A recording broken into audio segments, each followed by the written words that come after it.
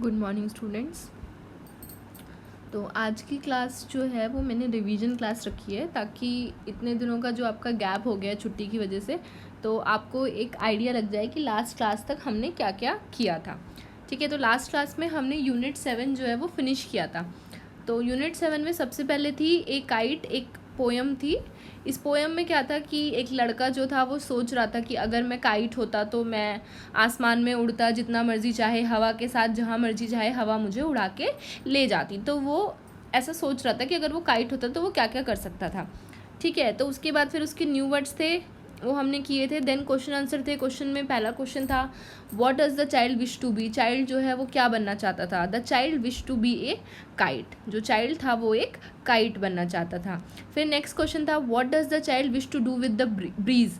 Child जो है हवा के साथ क्या करना चाहता था। The child wish to ride upon the breeze. वो हवा के ऊपर जो है उड़ना चाहता था हवा के साथ साथ। देन नेक्स्ट क्वेश्चन था what would you like to be. तुम क्या बनना चाहते हो। तो उसका आंसर आप कुछ भी लिख सकते हो जो आप बनना चाहते हो। मे बी अ काइट और बर्ड और समथिंग एल्स, जो भी आप बनना चाहते हो। देन नेक्स्ट था imagine you are a bird in the sky, describe what you will feel when you see a kite flying near you. तो इसका आंसर मैंने आपको बताया था कि जैसे जो बर्ड्स होती हैं और जब भी 15 अगस्त होता है, इस तरीके के जो काइट फेस्टिवल्स होते हैं, जब उन पर पतंग उड़ती है तो अगर हम बहुत ज़्यादा ही शार्प धागे से, मांझे से पतंग उड़ाते हैं तो उससे उन्हें खतरा होता है कि उनके पंख पे चोट लग सकती है, उनका पंख कट सकता है। तो इस तरीके का जो बर्ड्स हैं उनको काफ़ी ज़्यादा डर फील होता है क्योंकि ज़्यादा तेज़ मांझे से उनके पंख जो हैं वो कट सकते हैं।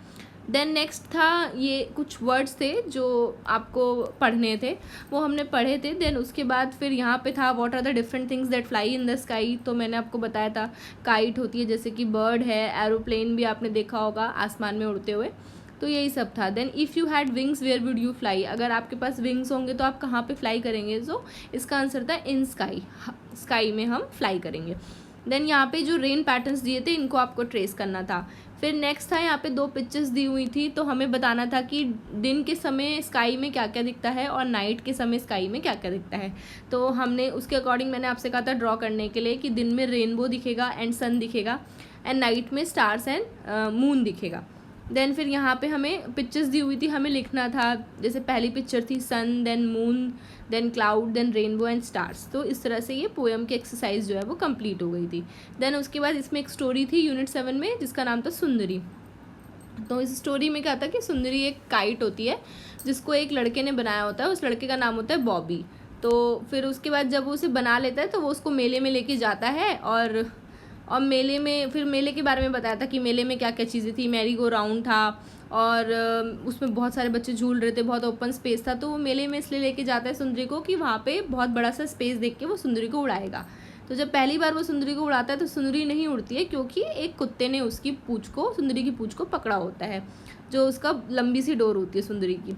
देन उसके बाद बॉबी जो है वो उसको भगा देता है उस डॉग को और उसके बाद वो बॉबी वो दोबारा ट्राई करता है सुंदरी को उड़ाने के लिए और इस बार सुंदरी क्या होती है वो हवा में उड़ जाती है। और फिर जब वो हवा में उड़ जाती है तो वो कोशिश करती है कि बॉबी जो है उसकी डोर जो है वो छोड़ दे ताकि सुंदरी जहाँ जाना चाहे वहाँ अपनी मर्जी से उड़ सके। तो ये स्टोरी थी। फिर लास्ट में क्या होता है कि बॉबी जो है वो उसकी डोर छोड़ देता है और सुंदरी अब जहाँ चाहे अपनी मर्जी से उड़ सकती थी।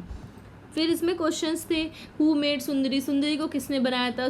तो इसका आंसर था बॉबी मेड सुंदरी, बॉबी ने बनाया था सुंदरी को। देन नेक्स्ट था why did Bobby call his kite सुंदरी। तो इसका आंसर मैंने आपको बताया था Bobby call his kite Sundari because it is beautiful, क्योंकि सुंदरी जो थी वो ब्यूटीफुल थी इसलिए। देन नेक्स्ट था did Sundari fly very high at first. क्या सुंदरी सबसे पहले तेज़ हवा में खूब ऊंचा उड़ी थी। तो इसका आंसर था नो, क्योंकि पहली बार में वो नहीं उड़ी थी। देन नेक्स्ट था what made Sundari really happy. सुंदरी किस चीज़ से हैप्पी हो गई थी। तो देखो इसका आंसर आपको स्क्रीन पे भी दिख रहा होगा, मैंने लिखा हुआ है अभी तक। उसका आंसर था when Sundari was able to fly as high as she can that made Sundari really happy. जब सुंदरी अपनी मर्जी से जितना ऊंचा वो उड़ना चाहती थी उतना उड़ पाई, तब सुंदरी जो है वो बहुत हैप्पी हो गई थी। देन फिर नेक्स्ट था इसमें, do you like to fly kites. अगर आपको पतंग उड़ानी पसंद थी तो आपको येस लिखना था, नहीं तो नो लिखना था। फिर नेक्स्ट था, who helps you fly kites. आपको पतंग उड़ाने में कौन मदद करता है, आपके भैया करते हैं, पापा करते हैं, तो जो भी आपको मदद करता है, मम्मी करती हैं, वो आपको यहाँ पे लिखना था, मदर, फादर या ब्रदर या सिस्टर आपकी, ठीक है। देन नेक्स्ट था, tick the objects you need to fly a kite. तो यहाँ पे कुछ ऑब्जेक्ट्स दिए हुए थे और हमें बताना था इनमें से कौन से ऑब्जेक्ट्स जो हैं वो काइट यानी कि पतंग उड़ाने में यूज़ होते हैं। तो एक तो स्टिक हो गया, मैंने आपको बताया था स्टिक जो है वो उसमें जो हम धागा बांधते हैं काइट में, जो हम होल करते हैं उसके काम आती है।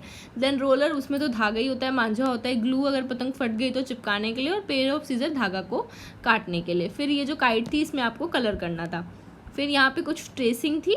देन उसके बाद यहाँ पे ये पिक्चर्स दी हुई थी और हमें इसके अकॉर्डिंग कुछ सेंटेंस दिए हुए थे जिनको हमें एज अ स्टोरी लगाना था, नंबरिंग करनी थी, वो हमने किया था। देन यहाँ पे अगेन ट्रेसिंग दी हुई थी।